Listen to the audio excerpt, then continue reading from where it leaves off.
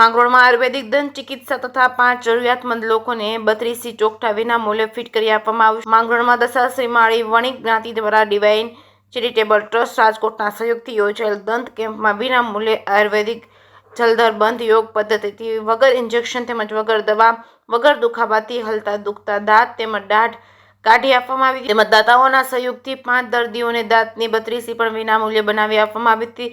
દશાશ્રી માળી વણિક જ્ઞાતિની વાડી ખાતે રવિન્દ્રભાઈ ગાંધી સહિતના ટ્રસ્ટીઓ દ્વારા માંગરોળમાં પ્રથમવાર આયુર્વેદિક દંત કેમ્પનું સુંદર આયોજન કરતા મોટી સંખ્યામાં દાંતના દર્દીઓએ વિના મૂલ્યે દાંત કેમ્પનું તેમજ દવાનો લાભ લીધો હતો. જે કેસની ગુજરાતી સાથે વિનુ મેસવાણીયા માંગરોળ. માંગરોળ દશાશ્રી માળી વણિક જ્ઞાતિ સંચાલિત આયુર્વેદિક જલંધર બંધ પદ્ધતિ અન્વયે માંગરોળ ખાતે એક દંત યજ્ઞનું આયોજન કરવામાં આવેલ, જેમાં દાતાઓના સહયોગથી 5 તેમજ દાતાઓ દ્વારા આ કેમ્પનો તમામ ખર્ચો ઉઠાવી અને માંગરોળની પ્રજાને લાભ આપવામાં આવેલ છે. અંદાજે 100 જેટલાથી દર્દીઓએ દાંતના રોગોનું નિદાન કરાવી અને સારવાર મેળવેલ છે. આજરોજ માંગરોળ ખાતે જે વણિક મહાજન વિશાશ્રી માળી સંસ્થા દ્વારા અને divine charitable trust for health and education Rajkot દ્વારા દંત યજ્ઞનું આયોજન કર્યું છે. જેમાં ખાસ તો આયુર્વેદની આપણી જે ટ્રેડિશનલ પદ્ધતિ હતી જાલંધર બંધ યોગ પદ્ધતિ, એ પદ્ધતિ વડે દાંત કાઢી આપવામાં આવે છે.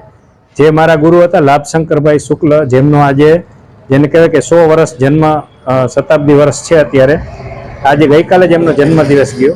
તો આ માંગરોળ ખાતે જે આ કેમ્પ છે એ અમારા ગુરુની જે પદ્ધતિ છે એ મુજબ કરવામાં આવ્યો છે. જેમાં ઇન્જેક્શન વગર દવા વગર પાટલા ઉપર બેસાડીને આપણે દાંત કાઢી આપીએ છીએ.